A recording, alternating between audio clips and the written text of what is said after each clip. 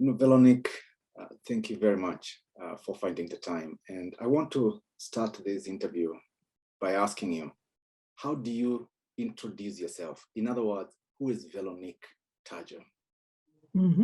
First, thank you very much for having me. I'm looking forward to this conversation. I usually use a long formula by saying that I was born in Paris from an Ivorian father and a French mother. Usually when you want to make it short, you say Franco-Ivorian, but I think it doesn't say much. So I prefer to explain my two influences in my life. I was born in Paris, as I said, but as a baby, I came to Côte d'Ivoire. I was about a year old when my father decided to take his small family. I have a brother as well. And we came back in time for independence. And I was raised in Abidjan, and only left Abidjan again when I went for my further studies in the Sorbonne first, and then in the States in Washington, D.C. What I want to say also is that I went back and forth with my mother for holidays in France, of course, and that sort of thing. So I've been traveling a lot. But I started writing, funnily, after I discovered my country in a deeper way. That means I went to the north of Côte d'Ivoire in Korogo, which is in the greater north, and I taught English there for about 3 years and just fell in love with the region. And somehow it sparked something in me, and I wrote a collection of poems entitled Latérite, Red Earth, and that was the beginning of my career as a writer. Tell me about your growing up. When you were growing up, traveling from Paris to Africa, then coming, to Washington, D.C. Tell me about your growing up. Well, growing up was very interesting because it was a time when everything was possible and there were so many opportunities. It seemed like it was endless, you wanted to do something, you could do it. The university was a small university and not too many students, not like today. And I mean, what can I say? I had a privileged childhood, but what was interesting was the fact that my father was very socially conscious, and also he was kind of involved in, the economic development, and also he took part in the government of Houphouët-Boigny. So it was that kind of childhood, but at the same time, because my father came from a small village and was, in a sense, not from a very affluent background, he always had that kind of very grounded attitude to what was happening in the country. And on the other side, my mother was an artist. She started as a painter, and then she evolved as a sculptor. So I had those, as I said, those two influences, art and politics. And it has always been my biggest influence. I took from both of them. So when you were this young girl crossing continents, can you remember what you used to read? What books were you exposed to? Well, I was very drawn by poetry. Poetry was my calling.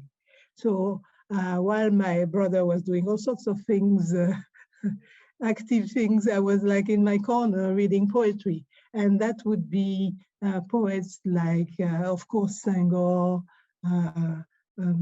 Fanon, Césaire, but also Prévert, Baudelaire, Rimbaud.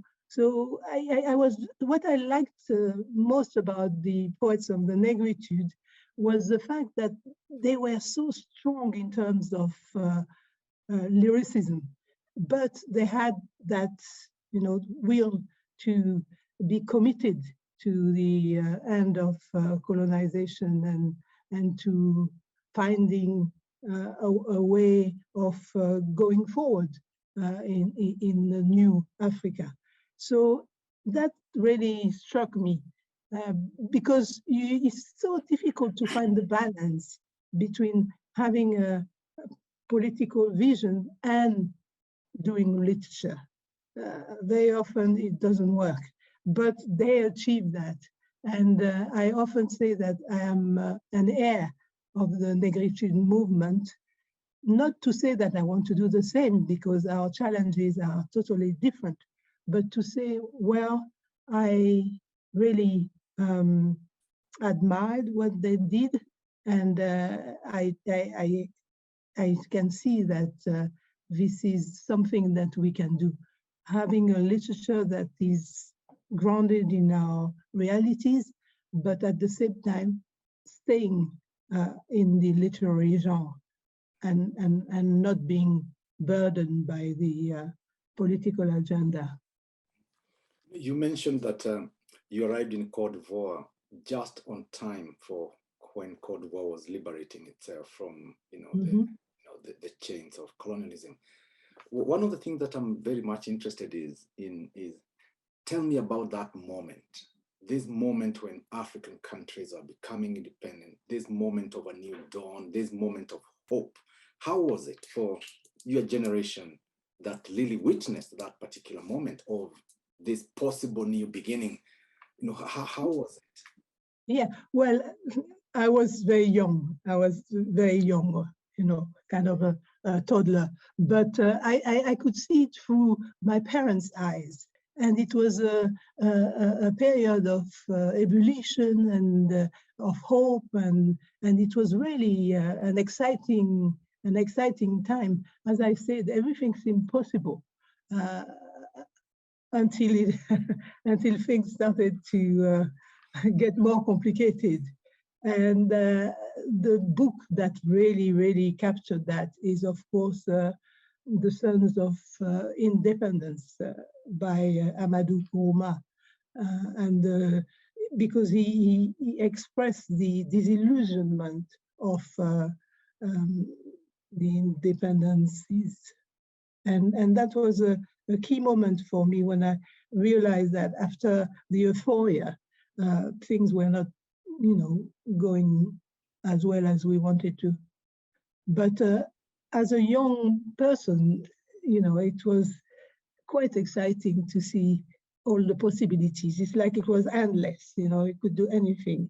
Anything was going to, and you were also very easily the first in doing things, It was not just doing things, but because it was fairly new, everything seemed like, you could be the first at doing something.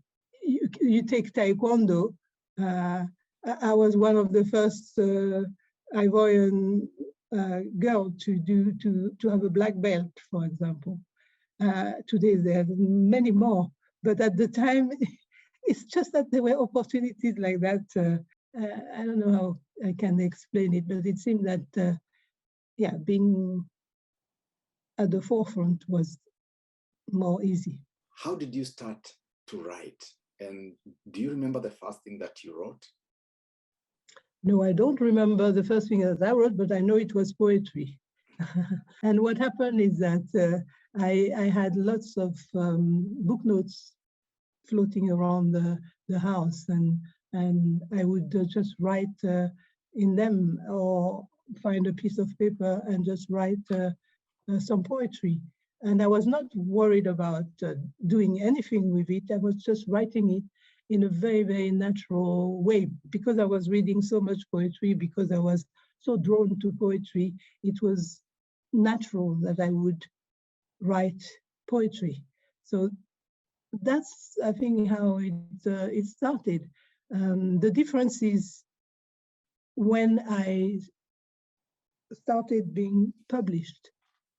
And that's the difference, you know. You can be writing all the time and never be published.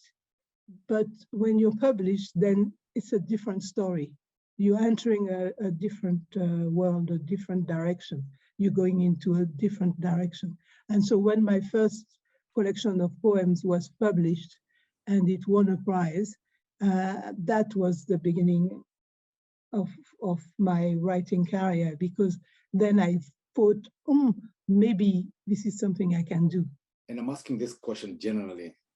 Mm-hmm. What is your work about? Okay. To make it simple, I'll say about life, which is, I guess, not saying much, but truly it is about life. I have this feeling that we're basically all the same. I mean, there's nothing original about saying that, but we human beings are all the same. The big difference is that we evolve in different contexts. And Africa is one context, and Europe is another context, and America is another context. But we're the same, but we evolve in different environments, and that's what influences it.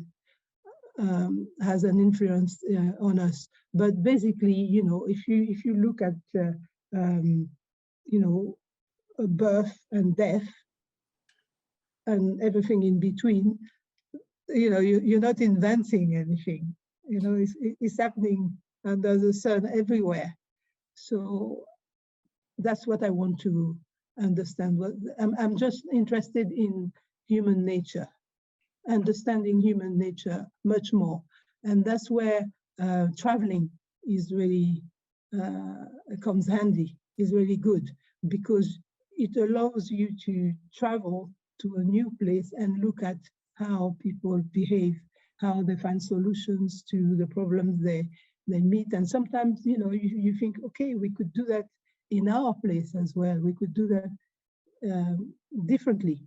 But basically, it's observing human nature and seeing our weaknesses, our strengths, and how we can live as a species in a more harmonious way. I was very struck by the work that you produced after your visit to Rwanda, after the tragedy of the genocide. And you are involved in what you called Rwanda writing for the sake of memory.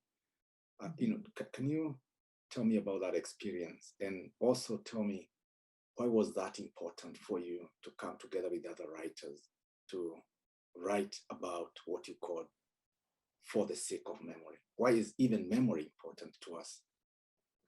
I think memory is absolutely important to us because it's the link between the dead and the living.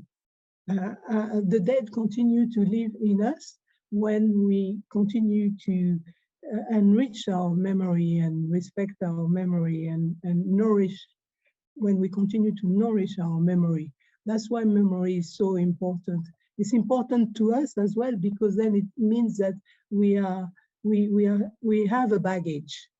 You know, we're not dangling in the air, not knowing where we come from or what has happened to us before, what our forefathers did, our mothers did. You know, we come with a baggage, and that's why memory is so important. But memory doesn't necessarily mean something happy.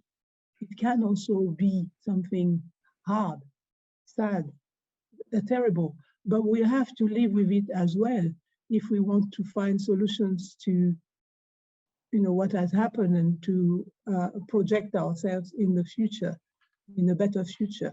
So memory is absolutely important. And it was important to do that trip. We usually refer to it as memory, writing as a duty to memory. And it was, in fact, in 1998, 4 years after the genocide, that we finally went to Kigali to be there and observe what was happening post-genocide. The idea for all of us, for the writers who took part in the project, about 12 of us. The idea was to be there physically, not to write about it from abroad, but to make the effort to go to Rwanda first, as you know, first because we wanted to mourn with them. We wanted to bring our sympathy and compassion, but also because we thought that by being physically present, we would really see things that we couldn't if we were not on the land. And it's, it's a digital world, but you know the importance of being physically present and being able to talk to people, listening to them. And, they have all sorts of things to tell you.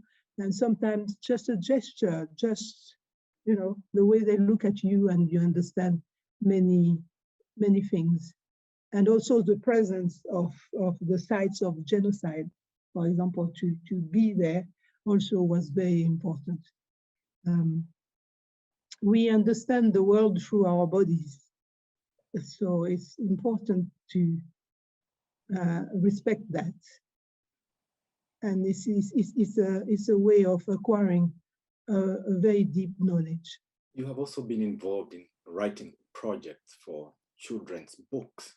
Tell me about those projects. I came by coincidence to writing for children. I wasn't thinking about it. And in fact, it's a publisher who met me at writing writing book festival, and asked me if I wanted to write for children because he was starting a series for young people, and it was targeted at Africa. And I thought about it, and I thought that it was very stimulating because of one particular reason. Everybody keeps saying that people don't read in Africa. Oh yeah, you don't sell books, you don't read, you don't this, you don't that.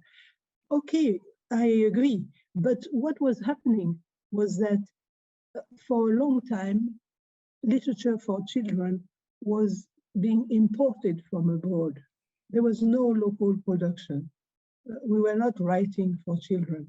And therefore, if you think about it, why would a child grow up with foreign literature and then suddenly, because they're adults, pick up some books of African literature? No way.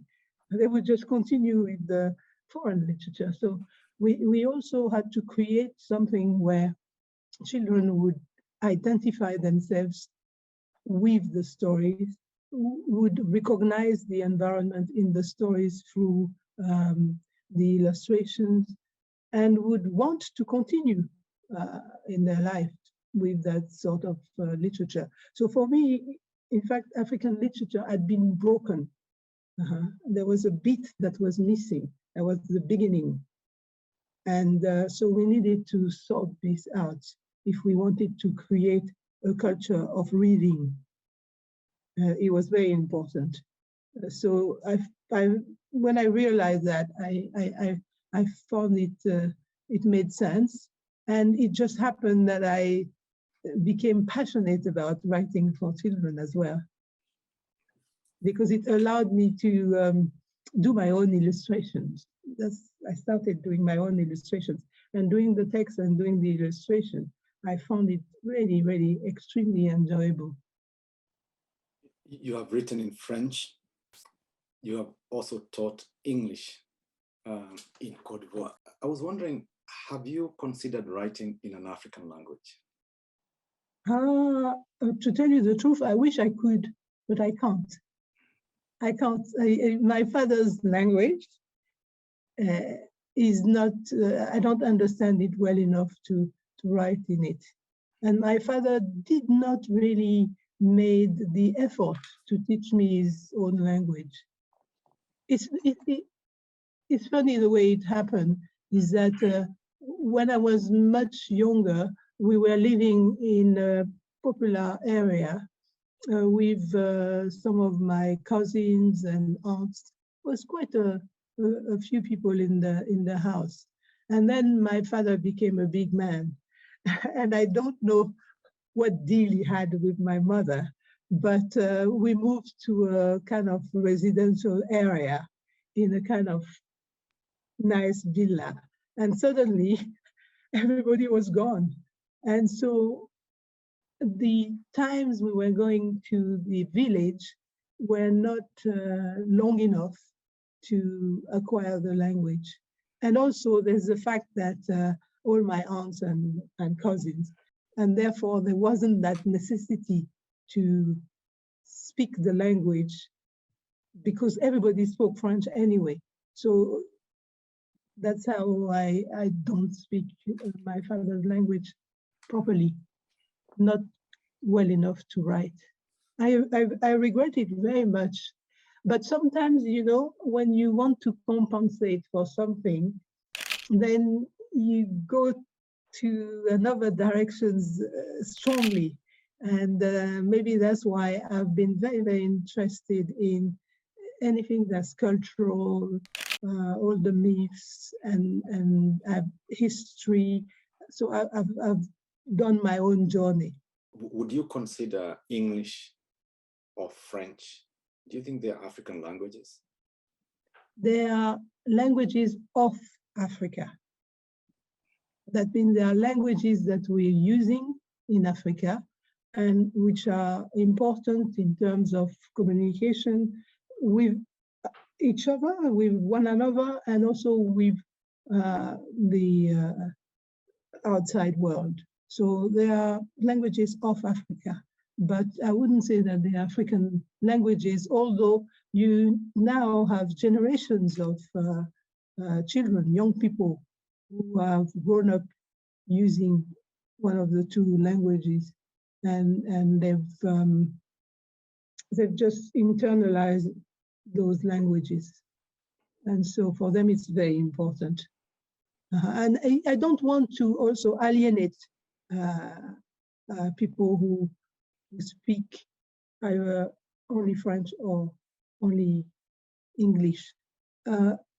Plus, it's not the French. It's not French. It's really, if you look at Francophone Africa, for example, you know that in Cameroon, they don't speak like in Côte d'Ivoire, like in Senegal. You know, French has also been completely reshaped in a way, which is not always a good idea because in terms of academic success, it can be a drawback. But in the everyday life, you know, we have our own French, and the Ivorians are very well known for having their own French, which is typical of Côte d'Ivoire. It's almost to the level of a Creole. You have written novels, short stories, and poetry. Can you tell me how you decide which genre to use? It's, in fact, I've got a little problem with poetry in the sense, what you call pure poetry, in the sense of the poetry book.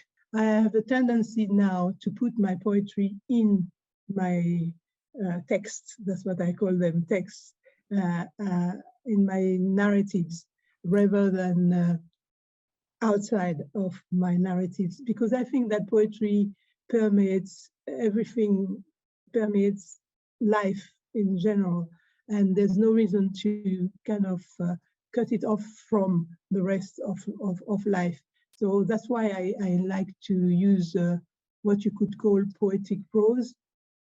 For me, allows me to continue with my desire to use poetry, but at the same time trying to reach a bigger number of people. Otherwise, you know, you have to wait for someone to say, okay, I will read some poetry today, and go looking for a collection of poems. I prefer to use poetry in a wider sense. You have also been involved in mentoring other young and younger, African writers. What would you consider to be the new threads in the culture of writing in Africa? What are these new younger writers interested in? I think these new writers are not that dissimilar from their predecessors. They're trying to understand the place of Africa in the world, and also they're trying to understand the links between the different places, countries, areas of Africa, how we talk to one another. I think it's this, for me, it's not that different, except that maybe they're much more aware of the outside world because of the internet and social media. They're much more connected in the end to the outside world. And so they really have this idea that they're not just talking to Africa, they're also talking to the outside world. I think it's not always an easy position to be in, but it's unavoidable since this is the way modern life is. So I think the impact of social media and the internet in general is very strong, even on their writing. Briefly, take me through the process of writing. The process of writing, it varies so much. I mean, it varies from one book to the other. Sometimes it can be enjoyable all the way through, and sometimes it can be really, really, really hard work. But I think I always say that there are different stages. There's the kind of exciting, euphoric stage when you know you have a new project and you're excited about it, and you can't wait to write down your notes and whatever you're going to say and write, and etc. etc. So it's kind of it's a very, very enjoyable creative mode.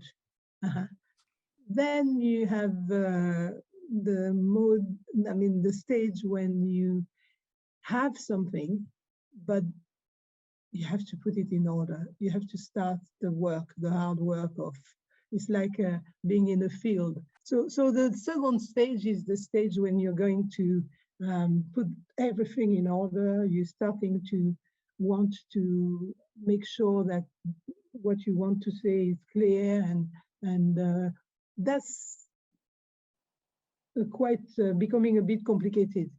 And then there's a third stage when you are in front of your computer and you have to clean everything and really get down to work and put everything into words and work at it. I think that's the stage that's the most difficult, where we also lose a lot of potential writers, because it requires time and energy and endurance. That's what I can say. That's so for me. Those are the three stages really of writing. Are there certain challenges that you have come across, and how have you dealt with those challenges? Oh, challenges, there are plenty. Plenty challenges, because one thing about literature, one thing about writing, is that you are as good as your next book. In the sense that you think that, oh, this is a writer who has written already several books, therefore, of course, it's going to be easy. It's not. It's not if you don't want to kind of use a formula, if you see what I mean, if you don't want to repeat yourself, if you don't want to say the same thing, then each time you have to really find a way of saying things differently. And the more you write, the more it becomes a challenge, because it's getting harder, in my sense, to say things differently and in a new light. So in fact, I find that the more you write, the more difficult it becomes. It's not the contrary. It's a paradox. It's a paradox. Of course, there are some writers who you know more or less what to expect of their writing, because they found a kind of style formula and they go with it. But if you're not that sort of writer, then each time you have to question yourself, and each time you have to find a new way of saying things. I'm going to ask you a question which I know you have been asked before by other aspiring writers. If you are to sit with a group of young girls or boys in Abidjan or in Nairobi or in Dar es Salaam, and they ask you the advice if they wanted to be writers, what would you tell them? Yeah, first to have a lot of courage. First to have a lot of courage and determination. Yeah, courage and determination. And also listening to your own voice. You're not listening to anybody else's voice, but you have to find your own. And it sounds easy, but it's, I think, the most difficult thing to do. But I would say determination and courage. Courage because of the dreaded self-censorship. It's so easy to not say what you really want to say because of many reasons, because you don't know how it's going to be taken by the people you know. So it forces you to really decide what you want to say and stick with it. That's the main thing, I would say. You have traveled to so many places, and I was wondering, how has travel influenced your writing? Oh, it's been really important for me, and I think it's really part of my writing, because I learned so much from traveling and from seeing things differently elsewhere. I can almost put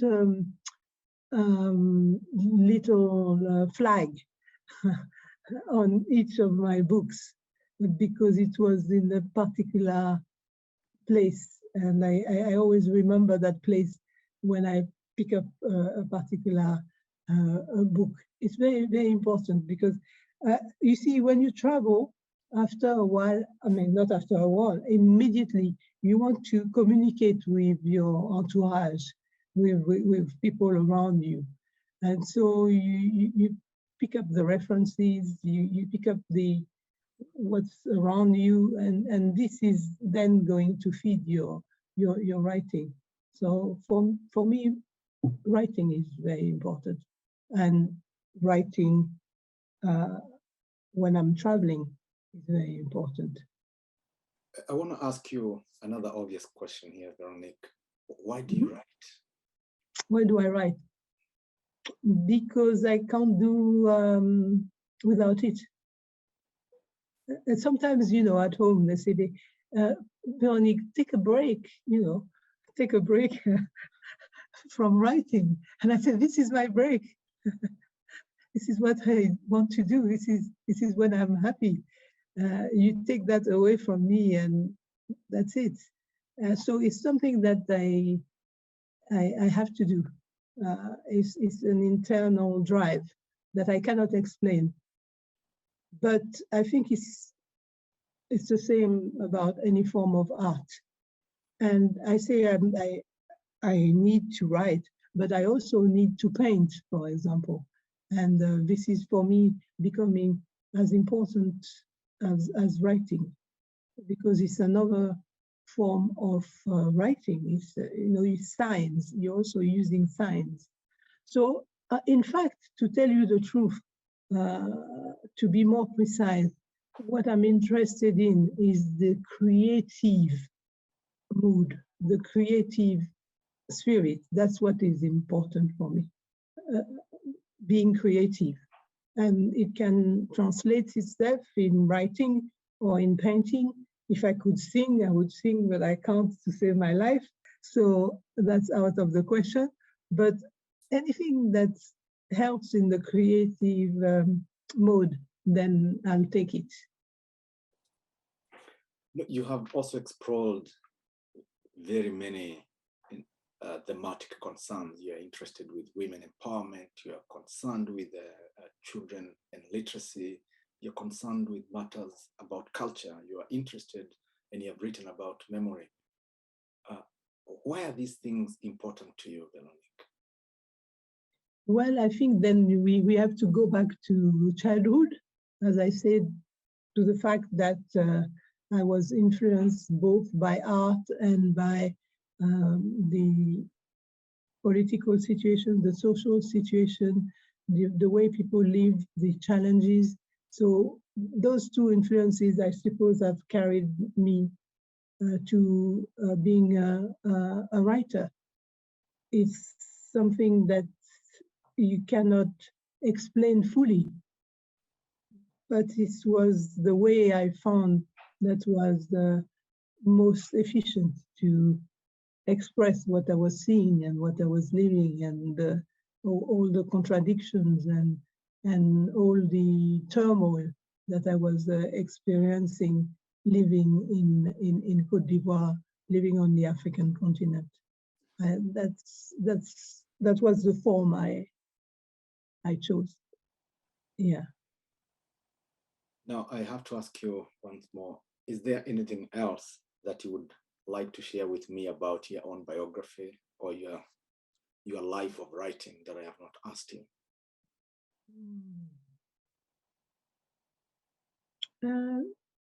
Not necessarily. It's just I just want to say that it's a work in progress. When you're a writer, it's always a work in progress. That's what I want to say. There's this idea that you arrive at a point where you're not learning, or you're not asking yourself questions, or you're not thinking differently is not real. It's a myth. It's a work in progress until the end. That's what I can say. But it's a good. I never thought that literature would take me so far and in so many directions. It's really something that I would recommend, but it's at the same time a way of life. I did want to thank you very much, Veronique, for the time that you have taken, and once again to really congratulate you on your many successes, on so many projects that you have, you accomplished, and the gifts that you have given to us. I just want you to know how grateful I am for finding this time to talk to me. Oh, thank you, Ndirangu. It's very, very, very kind of you.